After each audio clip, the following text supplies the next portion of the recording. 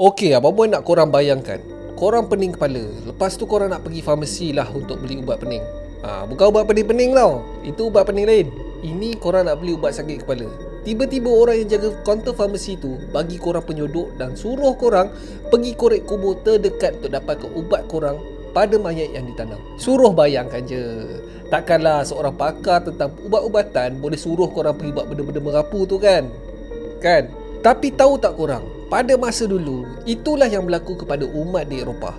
Selama beratus-ratus tahun guys, manusia menganggap yang mayat mempunyai khasiat tertentu untuk kesihatan manusia. Iya guys, kita dulu memang jahil. Kalau korang tak percaya, tak lama dahulu, bahan radioaktif radium dipercayai mempunyai kebaikan kepada tubuh badan kita. Diorang jadikan radium ni sebagai ubat pening, ubat sakit gigi, ubat gigi. Even radium ni dijadikan sebagai tonik, minuman tenaga lebih kurang macam Red Bull lah, untuk diminum sepanjang hari. Abang Boy pernah buat video pasal radium ni. Pada mereka yang tak tengok lagi, korang boleh tengok dekat link atas ni. So hari ni Abang Boy akan menyentuh topik yang agak menggelikan. Bagaimana orang dulu-dulu percaya yang memakan mayat ni boleh buat diorang sihat. So kepada mereka yang perut tak cukup kuat tu, Abang Boy suggest korang tengoklah video Abang Boy yang lain. Okey, Abang Boy dah bagi warning awal-awal. Kalau korang dah ready, let's go.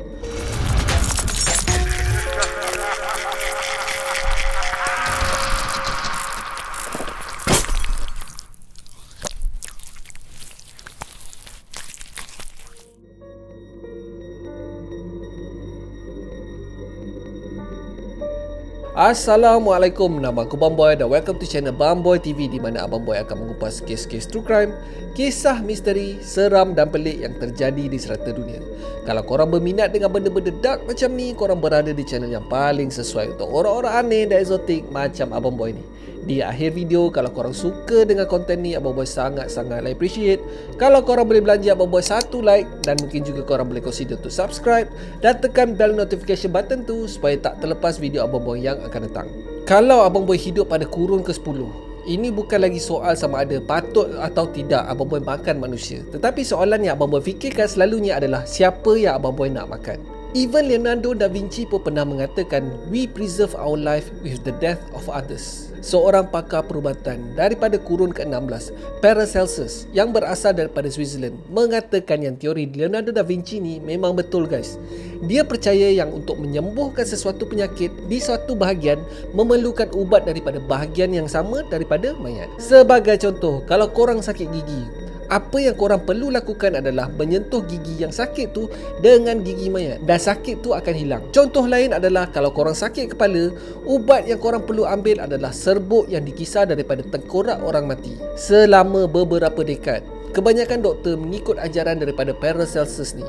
Kadang-kadang ubat-ubat diorang ni mengarut-ngarut guys. Permaisuri Elizabeth yang pertama percaya yang menyapu lemak daripada manusia dapat menghilangkan parut-parut di badan. Lagi satu benda yang popular pada zaman tu adalah air mayat, atau nama lainnya adalah coffin water. Benda ni diambil daripada air mayat yang bertakung dekat dalam keranda guys. Ubat ni digunakan untuk sakit mata, especially sakit katarak mata. Lagi satu ubat sakit mata adalah serbuk yang diperbuat daripada tahi manusia yang telah dikeringkan. Cara menggunakan ubat tu adalah dengan meniup serbuk tu ke mata pesakit. Hui, tai guys. Aduh, kenapalah aku buat topik ni. Seorang doktor daripada England yang bernama Josh Thompson percaya yang peluh daripada orang yang dah nak mati sangat-sangat mujarab untuk sakit buasi. Cara dia adalah korang kena titik di dalam minuman korang beberapa kali sehari, dan dalam seminggu penyakit tu akan baik dengan sendirinya. Itu untuk kes-kes buasi tahap 1 atau 2 tau, yang baru-baru lah. Tetapi untuk kes-kes yang parah, dia akan menyuruh pesakit menggunakan jari mayat dan cucuk dekat situ. Hei, gila betul. Sure korang fikir Abang Boy saja buat-buat cerita? Oi, tak guys. Semua rawatan ni tertulis dalam jurnal diorang. Semua ada dalam dokumen ataupun personal journal para doktor ni. So daripada mana sebenarnya datang kepercayaan ni? Sejak zaman dahulu kala, manusia memang dah percaya yang setiap orang yang hidup mempunyai roh. Dan bila seseorang tu mati, mayat tu masih mempunyai sedikit kesan roh sebelum roh meninggalkan jasad. Disebabkan benda ni lah yang menyebabkan ramai orang percaya mayat mempunyai kesan-kesan yang baik kepada tubuh orang yang masih hidup. Darah juga memainkan peranan besar dalam kepercayaan ni. Ramai yang percaya bahawa darah mempunyai kesan kesihatan yang paling maksimum. Darah daripada seseorang yang mati terseksa ataupun mati dalam keadaan tragis menjadi buruan pada satu ketika dahulu. Abang Boy pernah cover pasal seorang aristokrat gila yang percaya darah gadis sunti ni mempunyai kesan awet muda. Ada link dia Abang Boy letak dekat bawah. Anyway, ubat darah ni dipercayai bermula daripada zaman Rom lagi. Rakyat Rom percaya yang darah daripada gladiator yang mati terbunuh di gelanggang mempunyai kesan awet muda dan baik untuk tenaga syahwat. Orang-orang bangsawan sanggup membayar mahal untuk dapat darah daripada seorang gladiator yang baru je mati. Even darah daripada luka gladiator yang masih hidup pun masih boleh dijual dengan harga yang mahal. Tapi tak semahal lah daripada gladiator yang mati. Tapi still diorang boleh buat duit. Paracelsus pernah menulis dalam jurnalnya mengatakan yang mayat daripada mereka yang dihukum gantung sangat-sangat berkhasiat dan mempunyai unsur-unsur perubatan. Dia mengatakannya saat pesalah ni digantung, roh dalam badan pesalah tu akan meronta-ronta untuk hidup, menjadikan setiap anggota badan pesalah tu dipenuhi dengan unsur-unsur kehidupan. Nak hidup sihat pada zaman tu bukan murah guys. Ubat-ubat yang Abang Boy sebut tadi ni boleh dikatakan hanya eksklusif pada mereka-mereka yang mampu saja. Memang mahal gila geng.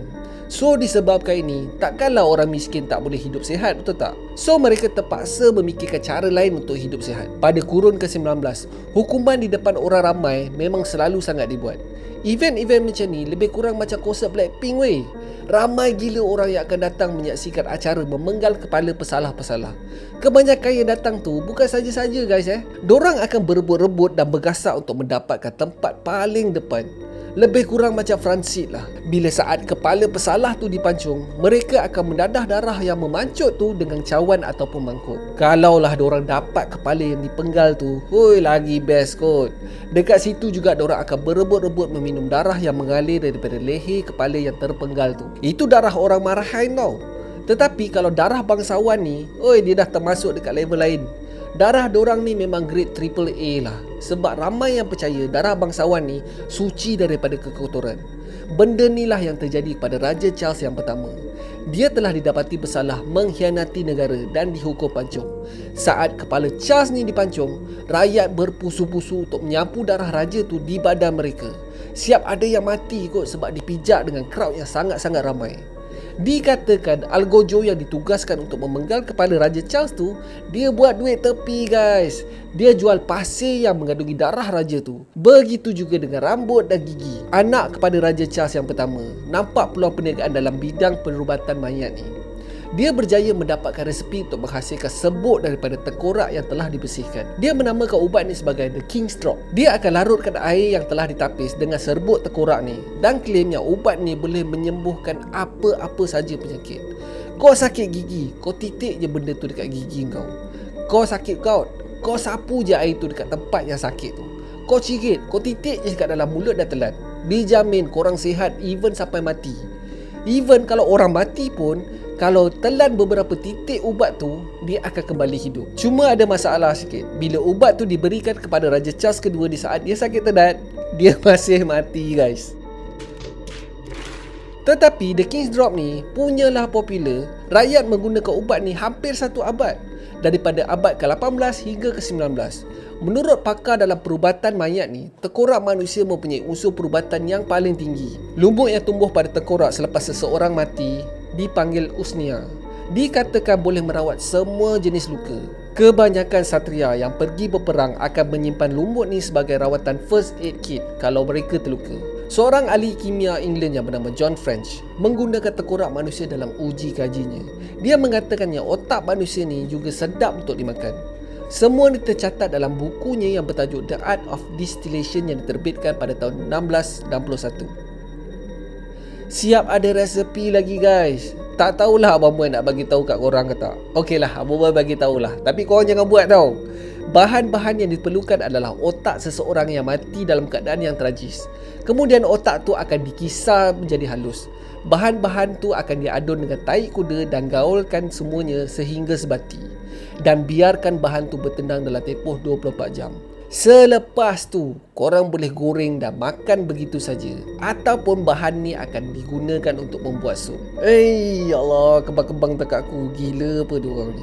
Kemudian tiba pula trend di mana orang-orang di Eropah menggunakan bahan-bahan daripada mumia. Habis mat. Memang hot selling benda ni. Korang cakap je lah, ada air cordial daripada mami, ada minyak yang diperbuat daripada mami, dan juga yang paling famous adalah serbuk yang diperbuat daripada mayat mami yang telah dikisar. Dia yang popular tu sampai ke satu syarikat pharmaceutical yang ternama masih mempunyai rekod yang produk ni adalah di antara produk-produk yang pernah diorang jual. Of course, mami bukan senang nak dapat kan. Yelah, berapa banyaklah mami yang dekat tanah Arab tu pada masa tu. So ramai yang kaki scam menggunakan tulang haiwan sebagai alternatif. Bukan haiwan je jadi mangsa guys. Diorang juga menggunakan tulang mayat daripada pesalah yang telah dihukum mati. Begitu juga dengan mayat orang-orang miskin. Semua ni tercatat dalam jurnal seorang doktor daripada Germany yang bernama Johann Schroeder. Dia mencatat proses-proses dalam pembuatan serbuk mami ni dalam bukunya yang diterbitkan pada kurun 17 yang bertajuk Pharmacopoeia Medico-Chemica. Dalam buku tu siap ada resepi lagi guys. Resepi masakan. Korang nak tahu? Okey, first dapatkan mayat seorang yang berambut perang. Dalam erti kata lain, seorang ginger lah. Dia berpendapat yang darah seorang ginger ni adalah lebih nipis dan dagingnya lebih empuk daripada yang lain. Of course, make sure yang mayat tu mati dalam keadaan yang sangat tragis. Step kedua adalah balut mayat tu dan biarkan mayat tu di bawah pokok semalaman. Step ketiga, potong daging tu halus-halus dan gaulkannya dengan garam dan aloe vera sampai sebati. Kemudian rendam di dalam air wine dan peramkannya selama beberapa hari. Step keempat, keluarkan daging tu dan biarkan daging tu kering di bawah pokok semalaman. Step kelima, gantung daging tu dan biarkan selama sebulan sebelum dimakan. Menurut Johann, rasa daging tu seakan-akan daging khinzir yang telah disalai. Sebenarnya, kepercayaan memakan mayat ni telah bermula daripada zaman dinasti Mesopotamia pada abad ke-21 sebelum Masihi. Rekod terawal adalah daripada seorang ahli sastrawan Yunani yang bernama Herodotus yang mengatakan dia pernah melihat seorang warga emas dengan sukarelanya merendamkan dirinya dalam keranda yang berisi madu. Dia akan mati lemas dan mayat dalam keranda tu akan diperam selama bertahun-tahun. Proses ni dipanggil demelifiedment. Apa yang terjadi adalah bila seorang warga emas penduduk kampung tu dah start uzur, dia akan start makan madu. Semua madu guys. Makan madu, minum air madu, sampai ke berak dia pun bau madu tau. Bila dah sampai peringkat ni, dia dah tak lama dah. Dia akan mati dan mayatnya akan diletakkan dekat dalam keranda yang juga berisi madu di depan keluarga dan penduduk kampung. Keranda tu akan dibiarkan di dalam bilik khas selama berpuluh-puluh tahun. Ada yang sampai beratus tahun guys. Lagi lama mayat tu diperam, lagi tinggilah khasiat perubatannya. Apa yang akan terjadi adalah mayat tu akan mengeras dan menjadi seperti kandy yang akan diagihkan kepada seluruh penduduk kampung. Ritual ni ditemui bukan sekadar di tanah Arab je tau. Ada yang mengamalkan benda ni di China dan Rom. So apa yang Abang mention daripada awal tadi diamalkan pada zaman kuno. Korang perasan tak dalam perubatan moden ni benda-benda macam ni masih ada guys. Sebagai contoh, kalau seseorang tu mengalami kehilangan darah, kita masih memerlukan darah daripada penderma darah, ataulah salah satu daripada organ badan kita dah tak berfungsi. Ada option untuk kita gantikan organ yang rosak tu dengan organ yang sihat melalui program penderma organ. Disebabkan ini, penyeludupan organ memang kokoh buat duit. Dilaporkan pendapatan daripada pasaran gelap organ ni adalah di sekitar 840 juta hingga 1.7 bilion USD setahun. Tahu tak korang pada tahun 2001 hingga 2003, tak kurang daripada 100 buah pinggang telah dibedah secara haram di Hospital St. Augustine Hospital di Afrika Selatan. Pada tahun 2005 pula, satu sedikit organ haram telah dibentras membabitkan sebuah penjara di China dan dijual kepada pelanggannya di England. Pada tahun 2002, polis telah membongkarkan sedikit pemerdagangan organ manusia terbesar di India yang membabitkan kanak-kanak miskin dan anak yatim. Menderma organ, tukar darah ni apa semua bukanlah menjurus secara spesifik berkenaan dengan perubatan mayat ni. Tetapi tahu tak korang, masih ada orang yang percaya bahawa air kencing mempunyai unsur kesihatan. Antara yang mengamalkan ritual ni adalah bekas Perdana Menteri India, Morarji Desai. Dia even memberikan interview secara terperinci tentang khasiat dan cara meminum air kencing sendiri kepada wartawan televisyen. Pelakon wanita British yang bernama Sarah Miles percaya yang meminum air kencingnya dapat menguatkan imunisasi badan dalam melawan penyakit dan alahan. Dan yang paling famous adalah seorang peninju profesional yang bernama Juan Manuel Marquez telah dilihat meminum air kencingnya sendiri sebelum melawan Floyd Mayweather. Dia percaya yang air kencingnya boleh memberi tenaga yang diperlukan untuk perlawanan tinjunya. Tetapi kan, dia kalah juga. So Abang Boy tak salahkan korang kalau korang rasakan orang zaman kuno ni agak menjijikkan. Abang Boy pun rasa diorang pengotor gila lah. Cuma dekat sini Abang Boy nak korang bayangkan yang diorang ni tak ada tempat untuk diorang rujuk. Mana ada internet zaman dulu. So diorang menyerahkan benda-benda pasal kesihatan ni kepada ahlinya, iaitu doktor yang pada masa tu. Kalau doktor tu cakap makan tahi boleh sihat, diorang pun boleh percaya guys. So jangan kita salahkan diorang disebabkan kejahilan diorang sendiri. Bersyukurlah yang kita hidup di zaman sekarang ni. Kalaulah Abang Boy hidup pada zaman tu, nak demam pun takut Sesama sikit pun dah kena makan merapu-rapu. So that's it for today guys. Terima kasih sebab tengok video Abang Boy sampai habis. Kalau korang suka dengan video ni, Abang Boy sangat-sangat appreciate kalau korang boleh belanja Abang Boy satu like, dan mungkin juga korang boleh consider untuk subscribe dan tekan bell notification button tu supaya tak terlepas video Abang Boy yang akan datang. Sebelum kita melabuhkan tirai, Abang Boy nak minta tolong sikit lah dekat korang. Kalau korang rasa channel ni best, korang share lah. Kasih share, kasih komen, kasih like. Tak nak share pun tak apa guys. Kalau korang boleh komen pun dah okey. Abang Boy akan cuba reply satu persatu komen korang. Algoritma YouTube sekarang ni agak pelik, tetapi lagi banyak kita berinteraksi dekat channel ni, lagi luaslah YouTube akan suggest dekat orang-orang dekat luar sana. Abang Boy tahu ramai lagi orang-orang aneh dekat luar sana yang tak tahu pasal channel ni. Tarik diorang ke ruang angkasa gaban guys. Come on guys. Abang Boy target 10k subscriber sebelum hujung tahun ni, insyaAllah. So akhir kata, jangan nakal-nakal, be awesome, stay creepy. Assalamualaikum.